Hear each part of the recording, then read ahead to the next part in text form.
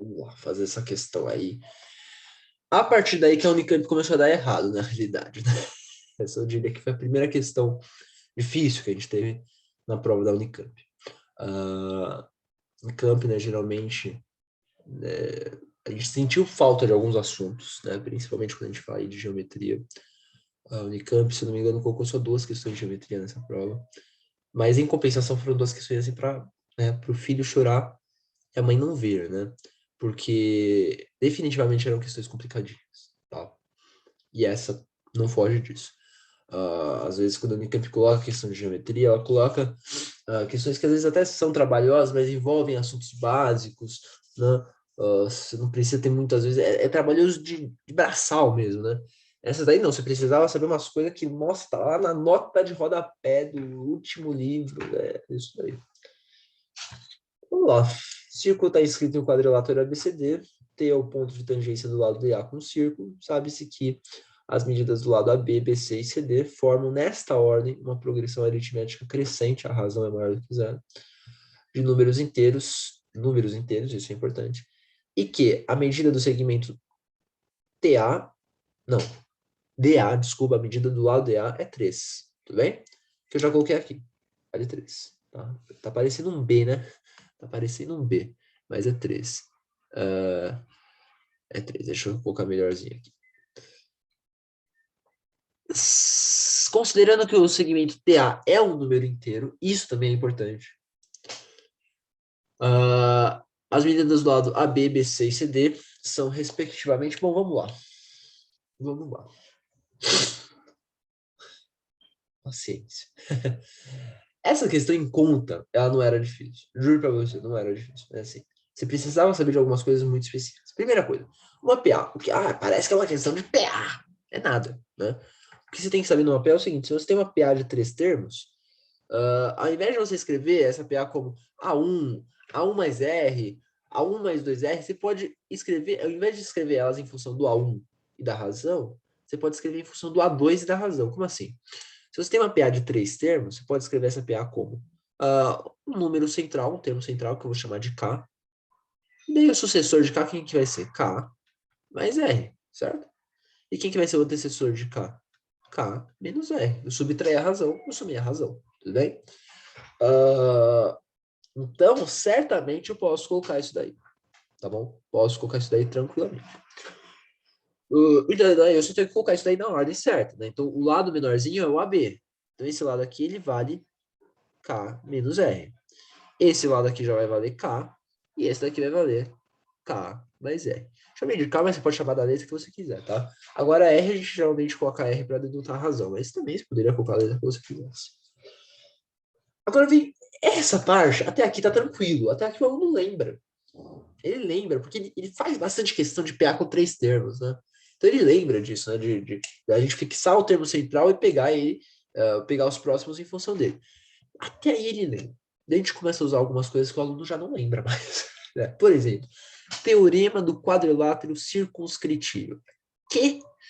Existe um teorema, você poderia deduzir ele na prova, tal, mas enfim, vamos já fazer ele aqui direto.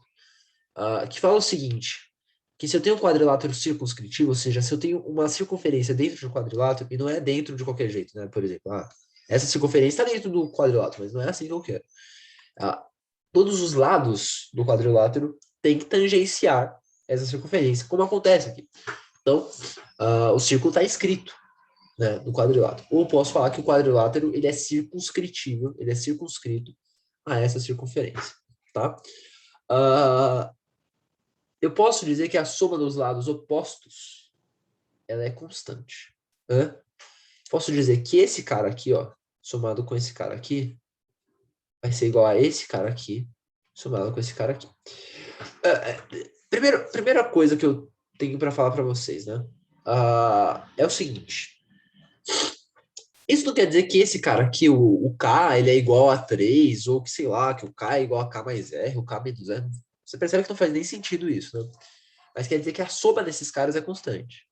Ou seja, K, o que eu posso dizer é o seguinte, que K mais 3 é igual a K menos R mais K mais R. Isso eu posso afirmar com toda certeza.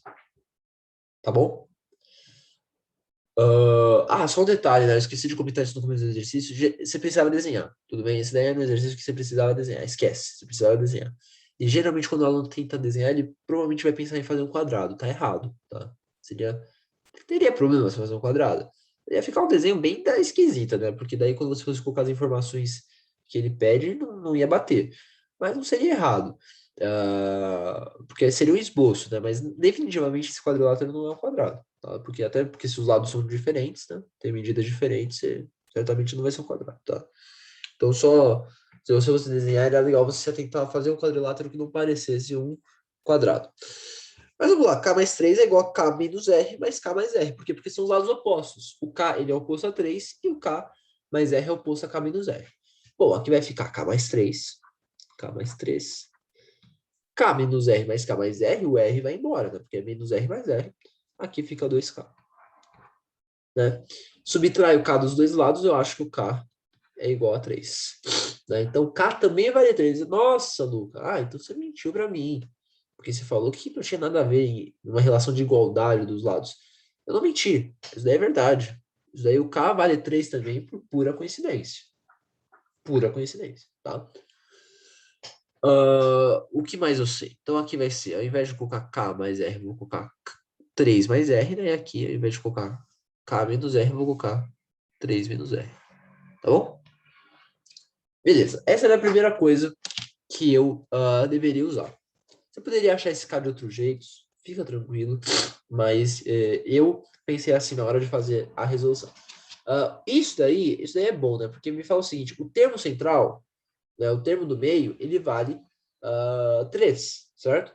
Ou seja, não vale 4, não vale 4. Então já fico, se você quer chutar, se antes você tinha 25% de chance, agora você tem 50%. Você fica entre duas alternativas. E não à toa, né? 3 mais 3 dá 6. Então os lados opostos também, a soma, os outros lados, né? A soma deles também tem que dar 6. E no caso também acontece nos dois casos, né? Porque 1 mais 5 dá 6 e 2 mais 4 dá 6. Eu já não posso nem mais, nem mais eliminar uma outra alternativa dessa, né? Mas a gente tem que pensar algumas coisinhas também aqui, tá? Eu vou colocar os pontos de tangência, tudo bem? Então aqui eu vou colocar M, aqui eu vou colocar N, e aqui eu vou colocar P, tá? Existe também um outro, né, teorema que você vai encontrar esse teorema provavelmente talvez a sua apostila chame de potência de ponto, né? Ou teorema das cordas, teorema das tangentes, né? Mas, bom, ele vai falar basicamente o seguinte, né? Que, por exemplo, né? Que, sei lá, que esse lado que eu vou chamar de A, ele também vale igual a esse lado, né? Ou seja, de C até P é igual a C até E, a medida, né? Esse lado B é igual a esse lado, esse lado C é igual a esse lado, e esse lado D é igual a esse lado. Tá? É basicamente isso que ele me fala. Tudo bem? Bom, tá. Vamos lá. Você precisava lembrar disso, tudo bem? Então, eu vou começar a trabalhar com um lado só. Ele fala que o TA é um número inteiro. Então, eu já vou fixar esse lado aqui. X. Tá? Se esse cara é X, esse daqui também vale X. Tudo bem? Só que aqui, ao invés de chamar de Y, eu vou tentar evitar gastar o máximo possível de letras do alfabeto. Eu vou chamar esse cara aqui de 3 menos X. Afinal, tudo aqui vale X. Então, esse cara vai ser 3 menos X. Tudo bem? Bom, esse cara eu vou chamar de Y. Esse aqui eu também vou chamar de Y. Esse cara aqui vai ser 3 menos Y. Esse aqui também vai ser 3 menos Y. Tá certo? Bom, vamos lá. Primeira coisa que eu sei é que x é um número inteiro. E x não, né? Mais 3 menos x dá 3. Mas pensa o seguinte, eu tenho um número inteiro que vai ser somado com outro número que está me dando um número inteiro. Né? Ou seja, 3 menos x também tem que ser um número inteiro. E a soma desses caras aí tem que ser 3, né? Mas pensa o seguinte, cara, eu tô falando de um lado, tô falando de um segmento, na realidade, né? Esse segmento pode ser negativo? Definitivamente não pode, né? Então, eu tenho duas possibilidades, na realidade, né? Ou meu x vale 1, e daí se meu x vale 1, o 3 menos x vai valer 2, ou o x vale 2.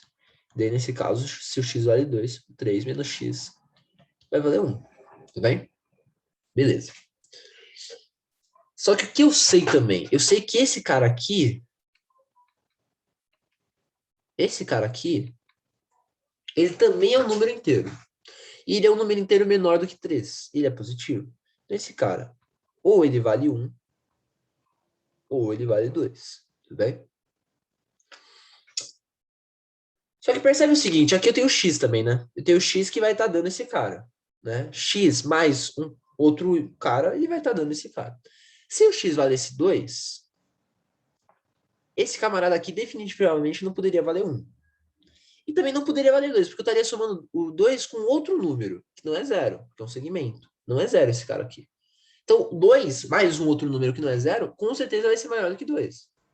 O que eu chego? Eu chego que o x ele não pode definitivamente ser 2. O x tem que ser 1. Ou seja, o x vai ter que ser 1. Né? Não vou nem colocar uma setinha. Aqui, ó. O x vai ter que ser 1. E se o x vai ter que ser 1, esse camarada aqui também não vai poder ser 1. Ele vai ter que ser 2. E o 3 menos y também vai ter que ser 1, no caso. Faz sentido? Pensa o seguinte, ó. O TA é um número inteiro. Ele fala no enunciado, que eu chamei de x. E todos os termos da PA também são números inteiros. Mas se o termo central ele é 3, o antecessor dele ou vai ser 1, ou vai ser, ou vai ser 2, porque eu estou falando de um lado, né, do quadrilátero. Então não pode ser 0 e também não pode ser negativo. Então ou vai ser 1 ou vai ser 2. São duas possibilidades inteiras. Só que eu sei que x mais um outro número inteiro, né, porque eu tenho que para essa soma dar inteiro, o outro número também tem que ser inteiro, ele vai dar o 3 menos r. Né? Então ele vai dar ou 2 ou 1. Então x certamente não pode ser 2. Porque se eu for somar com qualquer outro número inteiro, ele, que fosse diferente de 0, ele não daria, ele seria maior do que 2. Né?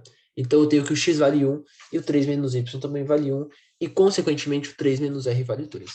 Né? E daí, se o 3 menos r vale 2, né, nem preciso dizer que o 3 mais r vai valer 4, né? Mas cabe aí a gente fazer esse comentário, né? 3 menos r vale 2, você resolve essa equaçãozinha, o r vale 1, tá?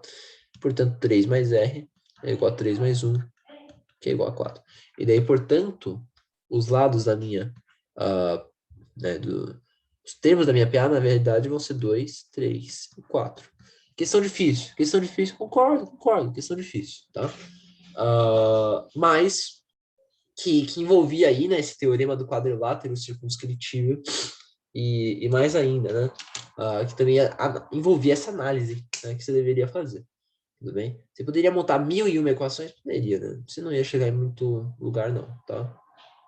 Mas você precisava certamente usar essa análise de que, pô, o TA vai ser o número inteiro e os segmentos, né, os lados da minha, os termos da minha PA, desculpa, também o serão, tá? Então, a gente precisava usar isso, tudo bem?